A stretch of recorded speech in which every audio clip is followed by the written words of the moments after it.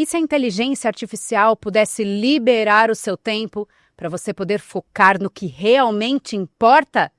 Esse é o tema do episódio. Vamos lá? Roda a vinheta então.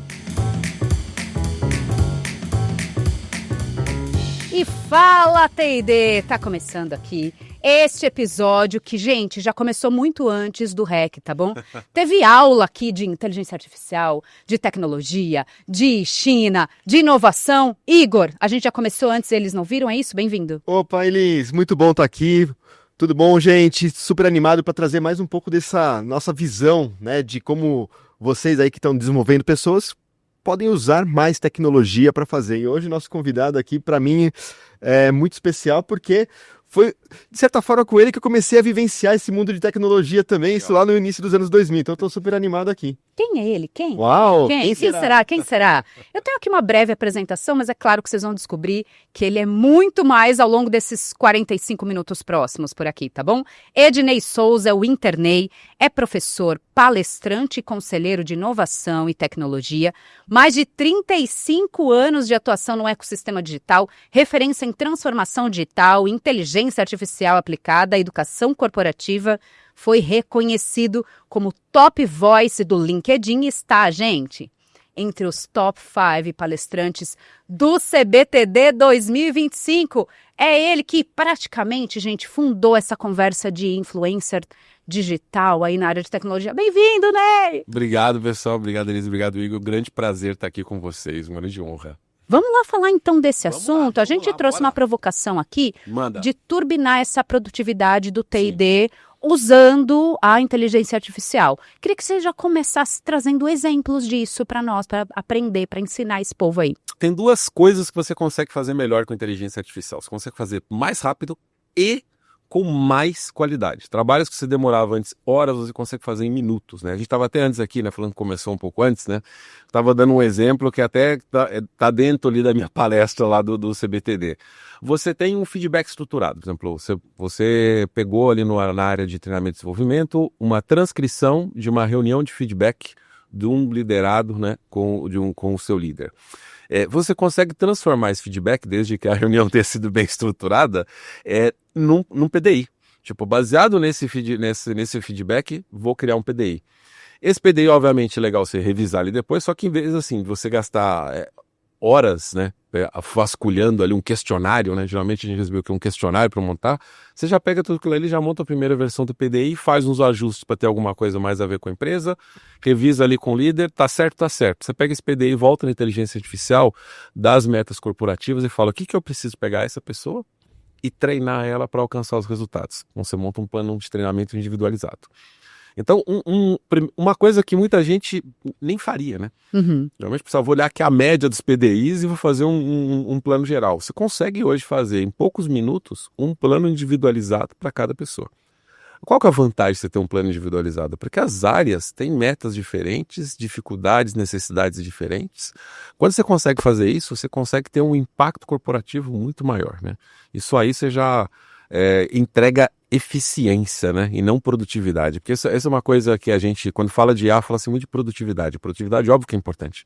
Mas é muito mais importante a eficiência. É menos sobre quantos cursos você entregou ao longo do ano, quantas pessoas foram treinadas, quantas horas de treinamento, e mais sobre esses treinamentos geraram que impacto na empresa? Ajudou os profissionais a melhorarem suas carreiras, currículos, serem promovidos, as áreas a baterem suas metas, ajudou a empresa a entregar melhor resultado para o cliente, para o consumidor. Isso, quando se traduz em impacto no negócio direto, transforma a área de T&D de uma área que a natureza dela, a vocação dela em ser estratégica, é uma área estratégica na prática, né? Muita gente está forçada a viver numa área meio operacional produtiva, né?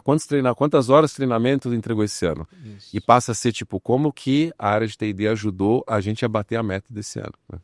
A grande chave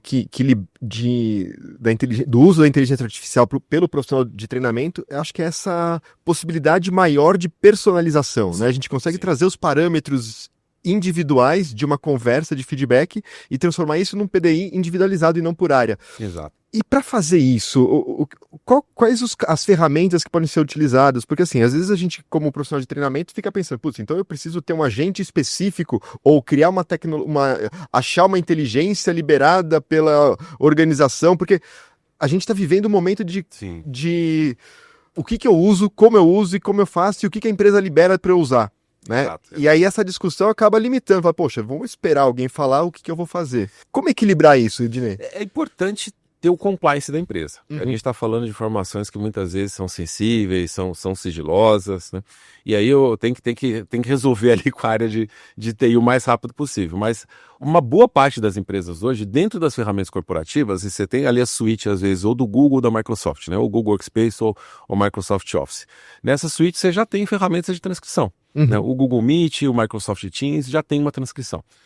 Você está fazendo alguma coisa pessoal, presencial, você pode gravar com o celular. Você tem o consentimento de quem está ali e de que você não vai usar depois isso numa IA que está aberta para treinar. Por exemplo, hoje, se você usar o ChatGPT na versão gratuita, você consegue lá nas configurações desligar um parâmetro que é quero melhorar o modelo para todo mundo. Quando você desliga isso, o que significa? Ele não está compartilhando nada que você está anexando ali com a OpenAI. Está funcionando de forma segura. Né? Tem celulares como, por exemplo, o Samsung Galaxy, que ele grava e transcreve nativamente, e ele tem um recurso que ele transcreve, você baixa o dicionário, ele transcreve local.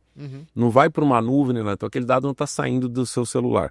Então, em termos de legislação, né, General Data Protection Regulation, a Lei Geral de Proteção dos Dados, GDPR, LGPD, ele está totalmente compliance. Então, tem que ter essa preocupação com privacidade e segurança sim, mas não pode deixar isso virar uma trava. Né? Então, uma vez que você entende as legislações de dados e você está tendo cuidado com as legislações de dados, você está compliance. A partir daí, você pegou a transcrição é matéria-prima para um monte de coisa. Vou dar um exemplo pessoal. Eu trabalho hoje com treinamento, principalmente. Todas as minhas reuniões com os clientes, elas são transcritas. Depois eu pego aquela transcrição e transformo no briefing. Eu pergunto para a AI, eu falo assim, olha, por que a empresa está me contratando? Qual que é o tipo de público que eu devo treinar? Quais são os desafios, né, que foi apresentado? Quais são as expectativas do cliente de como eu vou resolver esses desafios? Vem ali o mapa da mina. Depois eu pego os meus materiais e falo assim, o que eu posso aproveitar esses materiais que eu tenho? O que eu posso criar, o que eu preciso criar novo, que eu não tenho um slide que atende. Depois eu pego os meus slides e vou outra coisa que olha aqui. Esse slide aqui está um exemplo genérico. Me transforma isso aqui num exemplo específico para o segmento da empresa. Igor, eu não faço hoje nenhuma aula, nenhuma palestra igual a outra. Salvo raríssimas exceções que o cliente fala assim, não, eu quero só palestra padrão mesmo. Eu personalizo tudo. Às vezes ele fala que quer a palestra padrão, eu pergunto, mas qual que é o público lá? A empresa de vocês faz o quê? Eu dou Consegue fazer um ajuste fino ali para chegar nos exemplos. Não precisa dar um exemplo genérico, né? Você pode dar exemplos específicos. Então, personalizar ficou barato. Personalizar ficou rápido, ficou fácil. Né? O que eu tenho em contrapartida? Eu tenho uma satisfação muito maior dos clientes. Eu não virei o top 5 do CBDT por sorte. Foi personalizando ao máximo. Né? Eu peguei um treinamento... Entendendo a dor da pessoa, o que ela precisava para poder entregar esse conteúdo. Eu tenho um treinamento de como é que você faz coisas com inteligência artificial. No CBTD eu fiz esse treinamento, só que todos os exemplos eram com tarefas práticas do dia a dia de T&D. Então o pessoal que estava lá recebeu um mapa prático para você fazer. Então é você pegar o treinamento genérico e transformar em um treinamento específico. Em vez de pensar num plano para toda a área de marketing, você pode pensar num plano para cada pessoa dentro da área de marketing. Às vezes pensar num plano para toda a área jurídica, para toda a área de vendas, pensar um plano diferente para cada área, né? Ou para cada regional, enfim.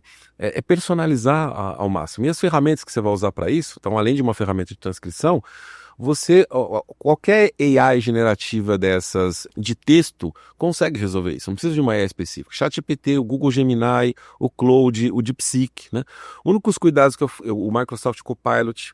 Se você está usando o Copilot corporativo, por compliance ele já tem privacidade. O ChatGPT você consegue desligar. Se você estiver usando o Google Workspace também corporativo, ele também já está fechado. O Cloud você consegue nas configurações ir lá e mudar a configuração também para ser fechado. O único que não tem a opção de ser fechado é o DeepSeek. O DeepSeek tem uma ótima qualidade, uma AI muito boa, não estou dizendo para você não usar, mas não use com dados sensíveis. Não use com o documento, por exemplo, que tem lá nome, e-mail, CPF, telefone do colaborador, ou alguma estratégia da empresa que não é pública ainda, né? Mas para outras coisas que não têm dados sensíveis, você pode usar DeepSeek. E todas as AIs têm em comum? Copilot, DeepSeek, Gemini, Claude, todas elas têm versões gratuitas. Uhum. Você consegue usar a versão gratuita. Eu falei assim, Adine, mas a versão gratuita ela não é a qualidade menor? Há 2 anos atrás era. Então, tipo, o ChatGPT gratuito era o 3.5, o pago era o 4o. Hoje, tanto o gratuito quanto o pago utiliza o 5, é a última versão. Por que eles estão fazendo isso? Porque a briga agora é pela preferência do usuário.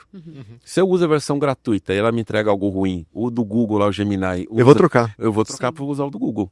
E aí o dia que eu tiver que pagar, eu vou pagar qual? Do Google, que eu estou acostumado. Então todos eles agora, eles estão entregando a melhor versão mesmo no gratuito. Então por que eu vou pagar, Dinei? Tem limite de usos. Então no começo, você não sente falta nenhuma. Depois você fica pilhado e fala assim, caramba, eu vou pegar aqui dos 100 colaboradores e vou fazer de todo mundo. Fez 1, 2, 3, 4, 10º, aí já fala assim, peraí, você está dando muitos prompts hoje, eu vou parar. Vou parar aqui, só amanhã agora. Só amanhã. Aí você Sim. fala, putz... Vou pagar. Já não sei nem mais fazer sozinho isso aqui, deixa eu pagar. E você paga para ter uso ilimitado. Né? E é super interessante essa adaptação da própria tecnologia, da forma como eles nos convencem ou nos seduzem e depois o que eles vão fazendo com essa adaptação para a gente poder comprar. Os mais antigos vão lembrar aí de quando a telefonia era pulso. Né? E hoje em dia a gente fala sobre isso, ninguém faz a menor ideia que era por pulso. Hoje é minutagem e muito menos minutagem já com valor fixo, você nem quer saber quanto que você usou. E até porque ninguém mais fala no telefone, o que a gente usa é muito mais... de ligação não faz o menor sentido. Não faz sentido, Cobrava mas... por SMS, aí quando veio o WhatsApp, os caras falaram assim, não faz sentido nenhum. Dentro do WhatsApp a pessoa manda quantas mensagens ela quiser, aí o SMS ficou gratuito também, pode mandar quantas SMS você quiser. E a gente pode adaptar, inclusive, essa questão do quanto a tecnologia vai mudando a forma de nos seduzir para o nosso território de treinamento e desenvolvimento. O que mais a gente precisa fazer de adaptação na forma como a gente pensa treinamento, na forma como a gente pensa aprendizagem, para a gente continuar sendo relevante para o nosso público. E tem uma coisa que o Internei falou agora, da questão do eu nem sei mais fazer sem isso. E aí acho que isso talvez gera um pouco de medo nas pessoas. Peraí, será que eu vou ficar burro? Dá para português, cara, eu sei, mas é um negócio que eu gastava, por exemplo, vou pegar um treinamento do zero e personalizar na unha ele.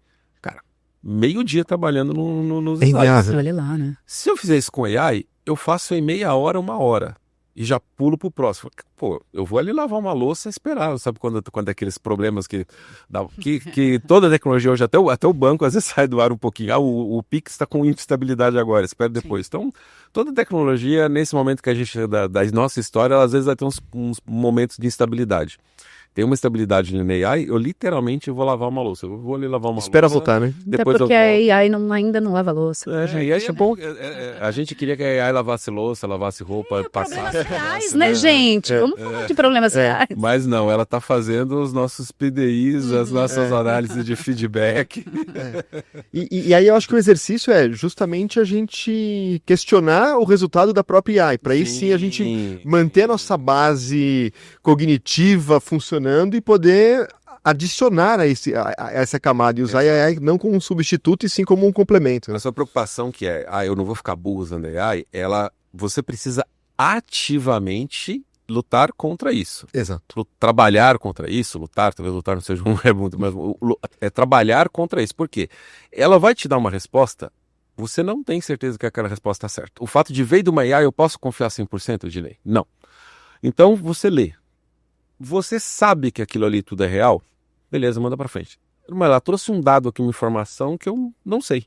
Ela tá dizendo, 70% das pessoas que fazem isso tem aquilo. Eu falei, onde que ela tirou esse 70% aqui? Vozes da minha cabeça? Aí você tem que ir atrás estudar. Ou ela deu uma abordagem diferente. Isso aqui você poderia fazer com esse outro método. Eu falei assim, que método é esse que eu não conheço? Você tem que estudar. Então você tem que validar a saída da AI. Você tem que estar se sentindo 100% seguro. Você não está se sentindo 100% seguro? Vai pesquisar. E tem que tomar cuidado. Você pode pesquisar junto com a AI? Pode, mas tem que tomar cuidado. Porque assim, você pergunta para ela, qual é a fonte disso? Ela te fala. Pode ser inventado. Então você pede para ela assim, me dá o link.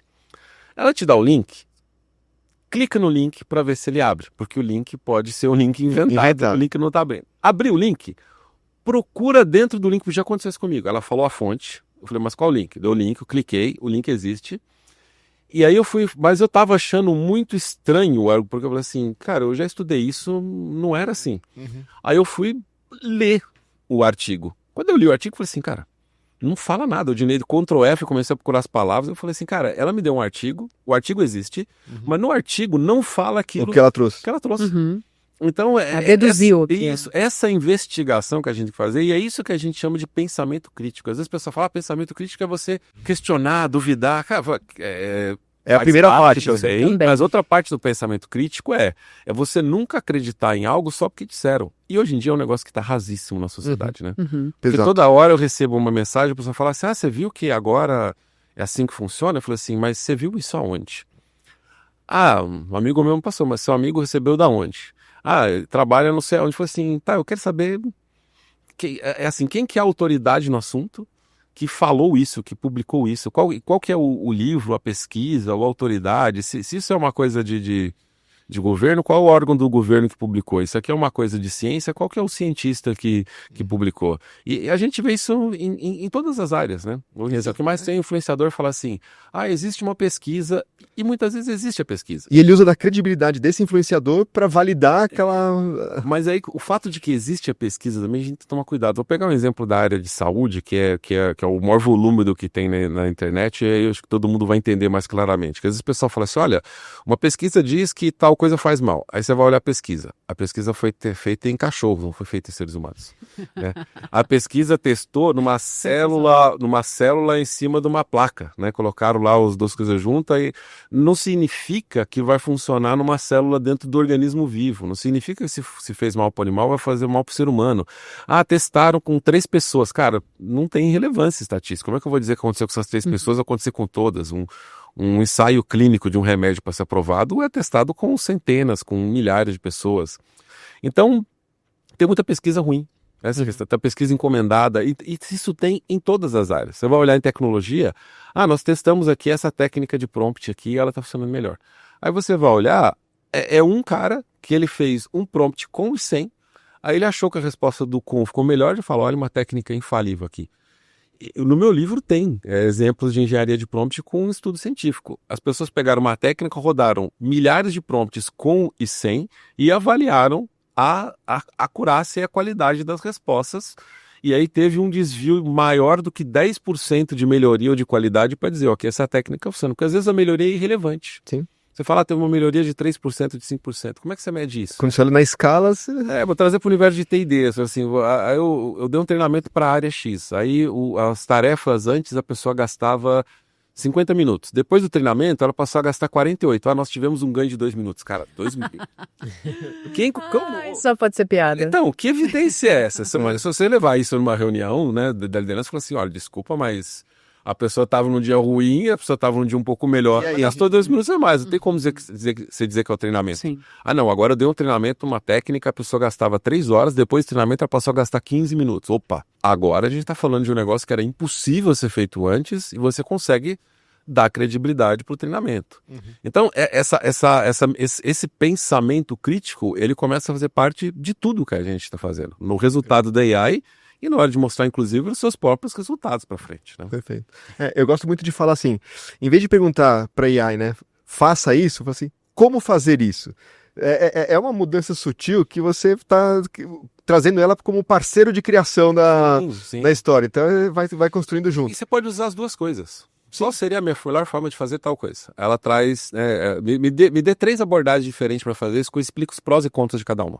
Ela vai trazer. Aí você vai ler e fala assim, essa abordagem eu achei que faz mais sentido. Agora, usando a abordagem 2, tarará, explica qualquer, desenvolva isso daqui. Então você pode fazer pedir para ela fazer também. Mas antes perguntar para ela assim, mas você vai fazer isso como? É como se um líder de uma área. Assim, eu tô com essa tarefa aqui, você sabe fazer isso? Sei. Tá. Como que você faria isso? Porque às vezes aquele sei, você fala assim, será que sabe mesmo? Vamos ver o caminho, né? Vou falar que sei, mano. Vou falar que eu não sei aqui, eu fui contratado para saber, eu vou falar que sei. Tá, mas me conta como você faria, só para eu entender se a gente está alinhado aqui. Eu faria assim, perfeito, pode seguir nessa linha aqui. Ou então às vezes o pessoal começa a falar como, assim, não, tem uma outra abordagem melhor aqui, eu prefiro que você faça dessa maneira. Essa mesma coisa você tem que fazer com a AI. Perfeito. Como você faria isso? Gostei. Segue aqui, seguindo esse passo, faça isso daqui. Ô Ney, tem duas situações que você trouxe aqui de competências que são importantes para a gente conseguir usar essa AI da melhor maneira possível, que é a questão do pensamento crítico, Sim. que passa pela premissa de que precisa ter uma mente dominante por trás desse comando, porque Ativa. exatamente, senão Uma quem postura vai ativa. comandar vai ser a inteligência Sim. artificial.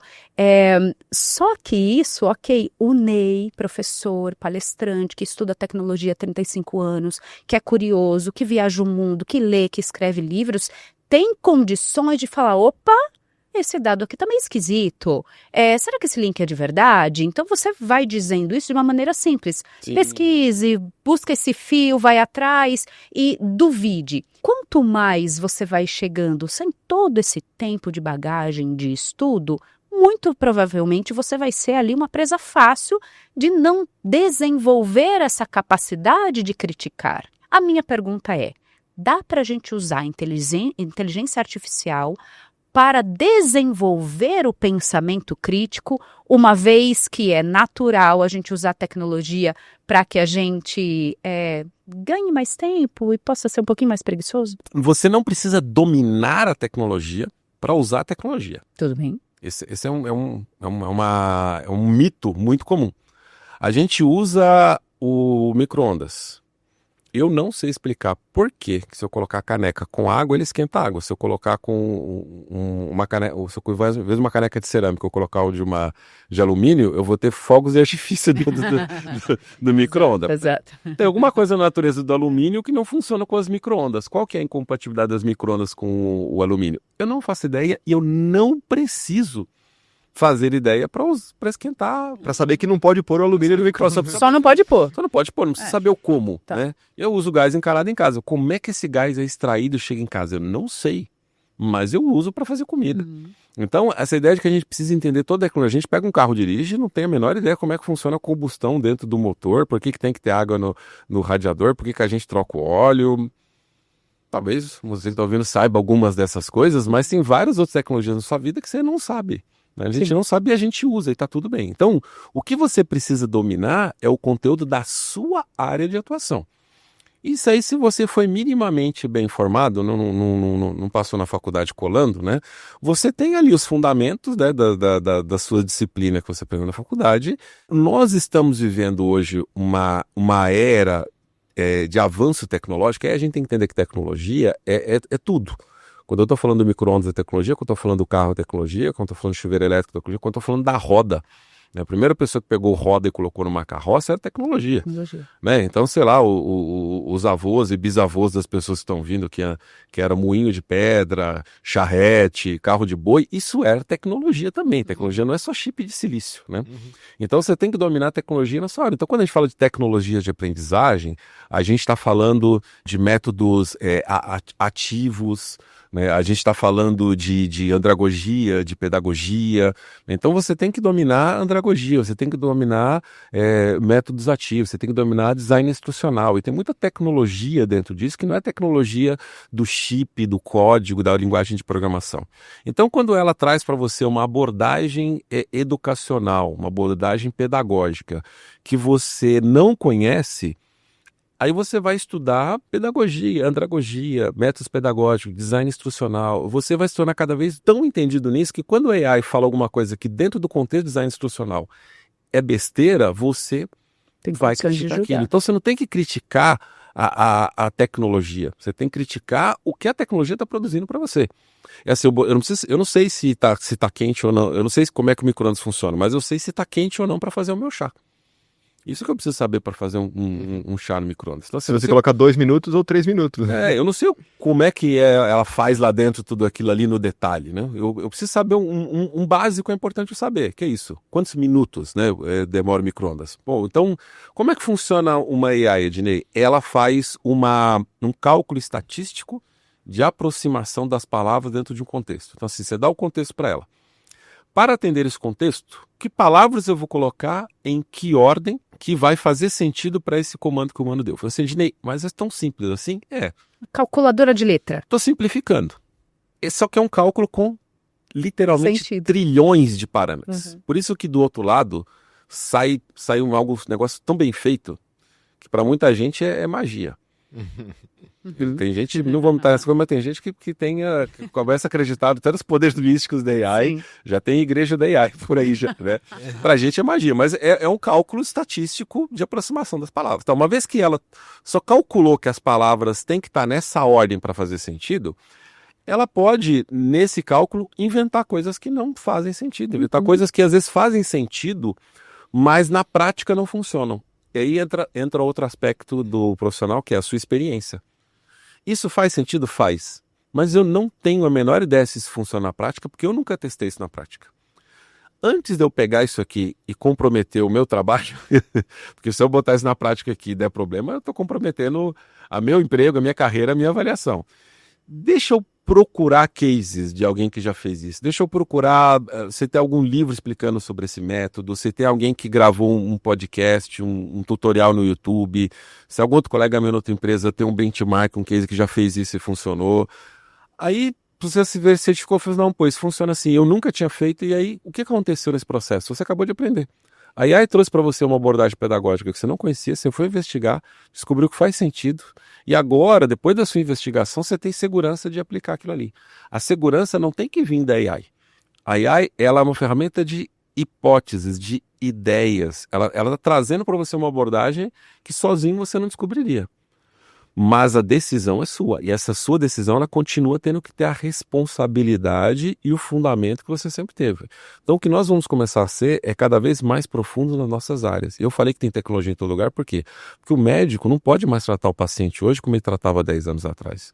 O advogado não pode produzir mais uma peça jurídica hoje igual ele tratava 10 anos atrás. Por quê? Porque tem muito mais leis e recursos, tem muito mais ciência de diagnóstico e tratamentos, tem muito mais métodos pedagógicos e abordagens pedagógicas do que tinha há 10 anos atrás. E o que cada profissional dessas áreas tem que fazer? Tem que estar continuamente se atualizando e aprendendo.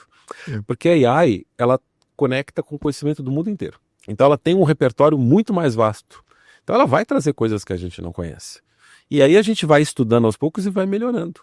E quanto mais profundo é o seu conhecimento, melhor piloto de AI você vai ser. Pode nem. Então eu aprendo para pilotar uma AI, não é meio deprimente isso? Gente, é igual o piloto de carro, né? Quanto mais ruas você conhece, quanto mais os sinais do trânsito você conhece, melhor afiada fica a sua intuição, né? Você olha um carro vindo de um jeito e fala assim, peraí, esse cara tá meio doido aqui, deixa eu já sair para cá, você já aprende direção defensiva, etc. Mas no final das contas você está aprendendo um monte de coisa que é para quê? Para não sofrer um acidente no trânsito, para chegar mais rápido, para chegar com segurança, que é um problema que se você voltar alguns séculos no passado não existia. Não tinha esse problema quando a gente andava de carroça. Não existia esse problema quando a gente só andava a pé. Eu brinco, às vezes, tecnologia é a arte de criar problemas novos para a gente que tem que ficar se aperfeiçoando, né? Perfeito. Tá valendo a pena? Eu acho que a partir do momento que a gente percebe que hoje a gente está vivendo muito mais, né? Em comparação de uma pessoa 2000 anos atrás, a gente vive o dobro. Sim. Então, acho que se a gente está vivendo mais, está sendo mais feliz, está tendo mais tempo com as pessoas que a gente ama, acho que toda essa revolução está valendo a pena. Mas o objetivo é esse, né? O objetivo é viver mais feliz, ter mais tempo com o que a gente ama, e não ser o louco da produtividade com o AI, né? Eu estava ouvindo você falar e eu pensei numa coisa assim, então eu acho que uma das boas estratégias é saber diferenciar o que você não conhece do que não existe. Exato. E o que não existe, tá, isso não existe. Mas será que pode existir? Transformar em hipótese, talvez, porque aí a gente vai trabalhar com a inovação. Né? Uma vez eu escutei isso já uns 3 anos atrás, numa palestra na TD, inclusive. Ela falou assim, estava começando a discutir o uso da inteligência artificial e aí a provocação foi assim, uma vez que todo conhecimento estiver dentro da inteligência artificial e for gerado a partir da inteligência artificial, qual que é o novo conhecimento que vai ser feito? Deu um bug assim, mas agora a gente entende que não vai ser assim. A gente precisa dessa curiosidade humana, porque, de certa forma, a inteligência artificial não é curiosa. O humano é curioso. Sim, mas tem uma premissa errada aí que vai ser gerada a partir da inteligência artificial como se, assim, de repente, nós ficamos irrelevantes. Essa era a preocupação, né? O dado que está lá, primeiro que a gente pode chamar de conhecimento, sim, mas eu prefiro chamar de dado. Por quê? Porque tem lá todos os conteúdos de redes sociais. Estão lá dentro. Chamar todo e qualquer conteúdo que está em rede social hoje de conhecimento é uma hipérbole, né? Exato. É um certo exagero. Porque o que acontece, junto com o conhecimento genuíno e legítimo que está lá, tem um monte de fake news, tem um monte de golpe, tem um monte de mentira, né? Tem um monte de ficção. Se a gente está assistindo para se entreter, é ficção. Se a gente tá no dia a dia conversando com alguém, é mentira, né? Então, mas no fim são histórias fantasiosas que não condizem com a realidade. Então, muito do que alimenta a AI são histórias fantasiosas que não condizem com a realidade. Todas as letras de música estão lá. Todos os romances escritos de domínio público estão lá e uns 3 mil de não domínio público está lá também. Teve um processo que o Claude enfrentou recentemente, acharam 3 mil obras que não estavam em domínio público, que estavam lá dentro, ele fechou um acordo de licenciamento lá. Todo mundo que produz conteúdo no Instagram, no YouTube, no Twitter, no LinkedIn, esses conteúdos estão lá dentro. E, cara, e você sai lendo por aí as redes sociais, tem um monte de besteira e um monte de lixo. Tudo isso está lá também. Então, nem tudo que ela produz é... mas conhecimento científico, Ednei.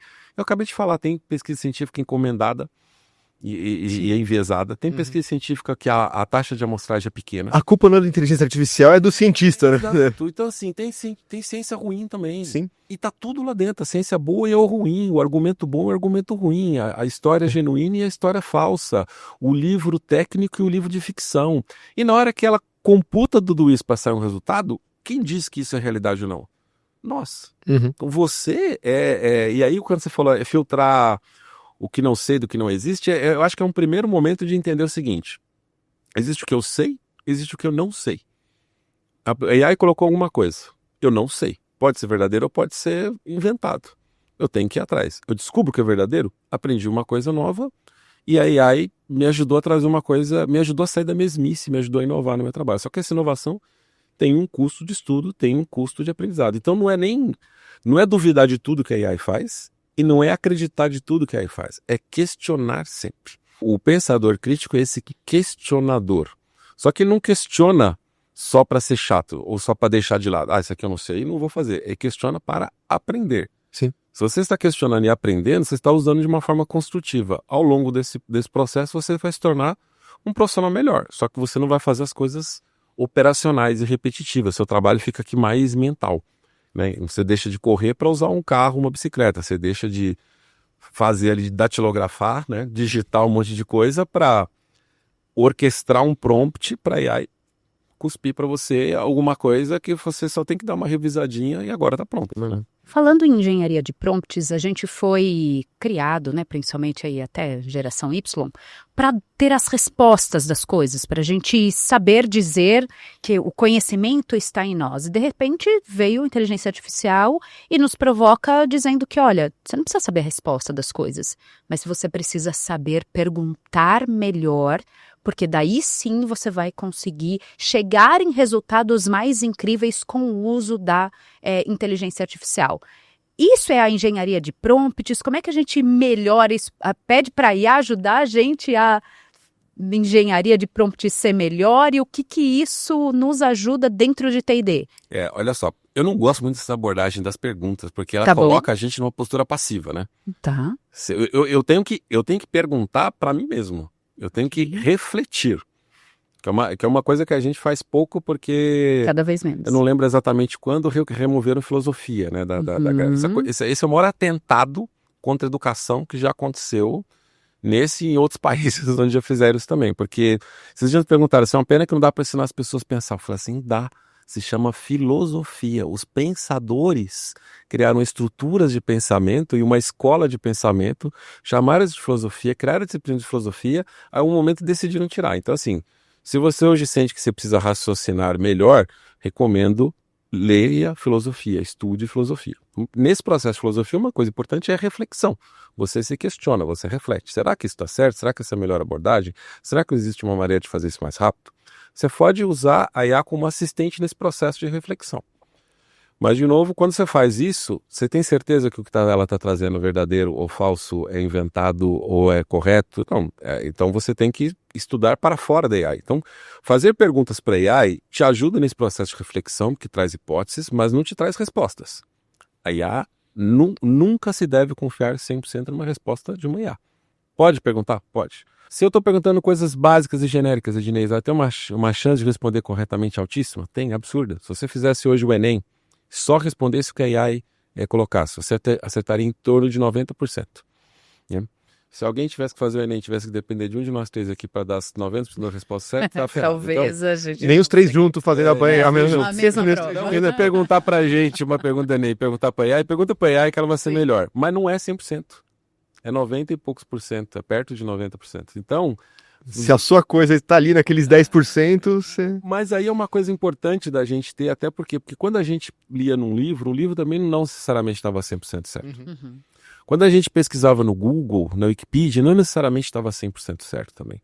Então, e aí que eu falo que tem a ver com a filosofia, porque eu comecei falando de filosofia, porque a gente tem essa lógica de que qual é a verdade, qual que é o certo. Você está na área de T&D, você precisa fazer um treinamento para a área de marketing.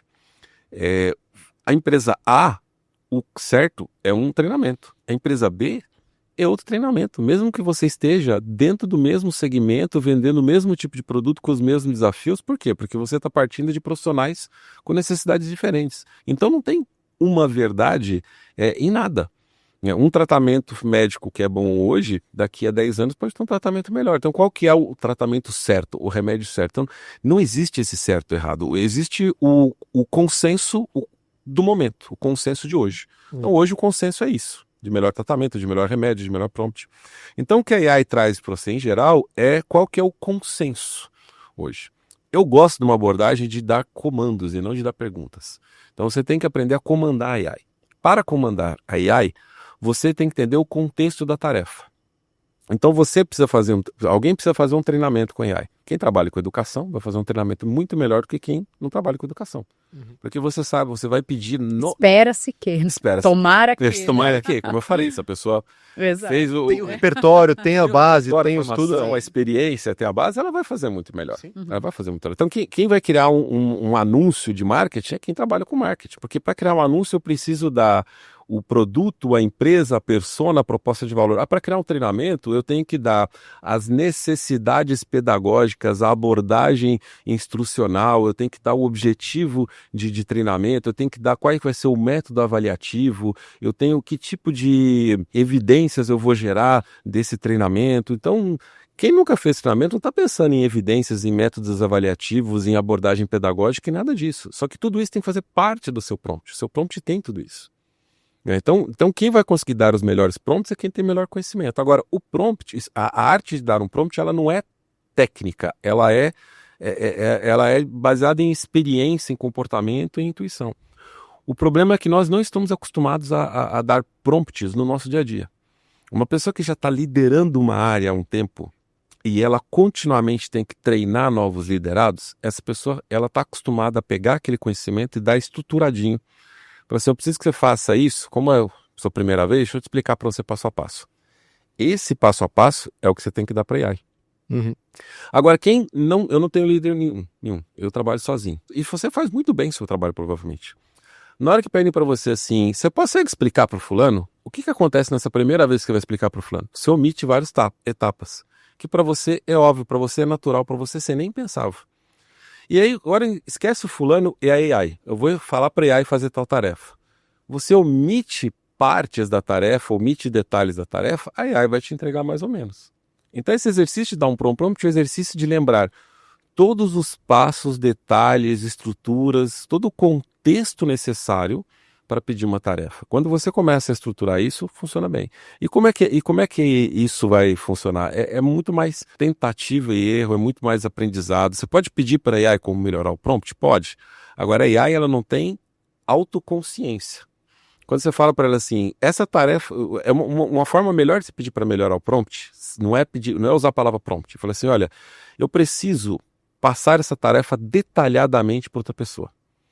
Que detalhes e contextos eu estou esquecendo ou omitindo dessa tarefa que você acrescentaria? Ela vai te trazer aquela tarefa com mais detalhes e mais contextos. Pronto. Aí ela te ajudou a melhorar o seu prompt. Porque a engenharia de prompt, quando as AIs foram criadas e testadas, ela nem existia. Então você está perguntando para ela fazer um negócio de uma expertise de um assunto que ela não conhece. Agora, todas as profissões, ela tem os contextos lá dentro. Pede para ela melhorar o contexto de uma tarefa. Ela melhora lindamente. Chegamos àquele momento final, tinha muita conversa ainda Nossa, dá pela pra frente. ir longe ainda. O nosso roteiro praticamente nem foi usado. Ney, a gente faz um momento toma e devolve, Vamos lá. que é aquele que a gente joga uma palavra, alguma coisa, e você vem ali com uma resposta bastante curta. Eu nem vou te mostrar o que tem, porque eu sei que você entende um monte de coisa de tecnologia. Então você joga alguma coisa para ele ali que seja polêmica. A substituição do ser humano. Não vai acontecer. A AI está chegando ao mesmo tempo para todo mundo. Uhum. Pega o segmento de mercado, 10 empresas, os profissionais de todas as áreas administrativas dessas empresas, todos eles têm acesso à mesma AI. Todos eles começam a produzir muito mais.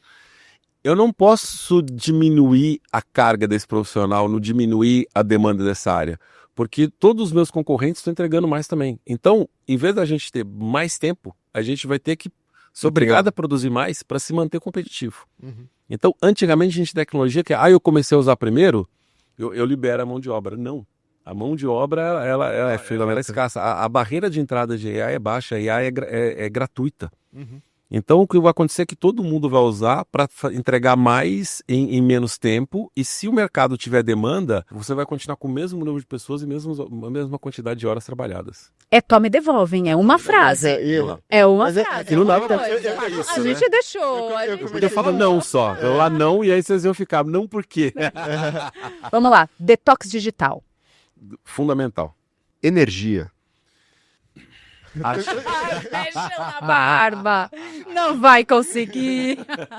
Então, além do ativo humano, a próxima grande escassez é a energia. Mas a AI ela consome muito menos energia do que se diz, mas como nós estamos usando absurdamente mais do que imaginamos que ia usar, uma das grandes disputas é energia. Se a pessoa gosta de bolsa de valores, além de comprar de empresa de tecnologia, Compra de energia. compra de energia, que energia... Igual o chip da NVIDIA, né? O chip é a matéria-prima, gente, sem energia o chip nem roda. Se vocês estão comprando a NVIDIA e não estão comprando de empresa de energia, vocês estão... Tá desbalanceado sua carteira. Para acabar, o que não é óbvio sobre o Ednei? Nossa, o que não é óbvio sobre o Ednei? Precisa fazer filosofia para responder essa pergunta. Eu já fui monitor de dança de rockabilly. Uau! Eu jogo RPG há muito tempo e eu participei da campanha transmitida ao vivo mais longa da história da RPG brasileira. 10 anos a gente ficou jogando a mesma campanha. Tem YouTube, chama Rola o Dado. Que legal. Sensacional isso. Como é que as pessoas te encontram para continuar essa conversa? Só procurar Internei com Y no final, em qualquer rede social sou eu. LinkedIn, BN com Internei, Twitter Internei, Instagram Internei, YouTube Internei, é tudo Internei. Marca ativa já há 35 anos, né? É uma marca registrada no INPI, inclusive. Que legal. É minha marca, é uma marca de fato. Eu, quando comecei a mergulhar em tecnologia, né? Então, trazendo Quem pouco... você encontrou? Eu comecei a estudar, a aprender muito, porque eu sempre fui curioso, gostei. Outro dia eu lembrei de uma metáfora de que eu era o cara que ligava o videocassete, que conseguia entender os cabos. Então, entrega um pouco a idade, mas eu sempre gostei dessa coisa da tecnologia, da inovação, computador, quando chegou a internet, comecei a conectar e a gente... Chega no internet e, agora tô aqui conversando e aprendendo muito sobre inteligência artificial. E aí uma coisa que tô lá desde 90, né, trabalhando com tecnologia, desde 96 produzindo conteúdo online, né, o primeiro embrião, o primeiro site que eu fiz em 96, 97 é a primeira versão do site que tá lá hoje. Agora, uma coisa que é um grande desafio, que acho que a gente não falou aqui, falou mais ou menos, que é a adaptabilidade. Eu tenho que estudar e nesse processo descartar coisas antigas. Isso é uma coisa que às vezes os profissionais das empresas eu vejo que eles se apegam muito. Eu já trabalho há tantos anos nessa indústria, eu conheço esse mercado há tanto tempo, assim, legal, mas a realidade é que o que você aprendeu há 30 anos atrás, há 20 anos atrás, há 10 anos atrás, muito disso é irrelevante. Eu tenho muito orgulho da minha história, mas tem várias coisas da minha história antiga que hoje são anedotas, são curiosidades. O que isso afeta o de hoje? Eu tenho que estar continuamente se desenvolvendo, continuamente aprendendo, continuamente melhorando para a gente continuar sendo relevante. É isso aí, tem a metáfora do desaprender, né? Aprender, desaprender e reaprender, mas eu não gosto de desaprender porque a gente não desaprende o que a gente fez lá atrás, a gente desapega. Então é aprender a desapegar, né? Vira uma metáfora da vida, né? Queria fazer uma metáfora do videocassete, fazer uma metáfora aqui do micro-ondas, viram metáforas, mas a gente tem que entender a hora que aquilo ali não é mais fato do dia a dia, aquilo ali é uma metáfora. Sim.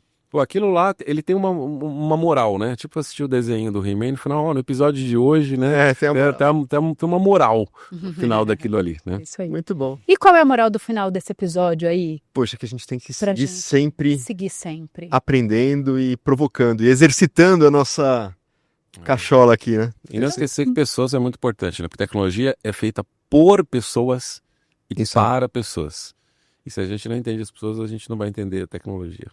Muito obrigada, Internei. Obrigado, pessoal. Igor. Pô, obrigado, sensacional. Valeu, gente. Vocês Acompanha- entenderam, então, né? Sobre pessoas, é para usar tecnologia para as pessoas. Essa é a nossa moral final. E se você chegou até aqui, pensa que tudo isso que você aprendeu pode não te levar para o próximo nível. Então, bora aprender! Até o próximo episódio. Valeu, gente. Tchau. Valeu, tchau, tchau.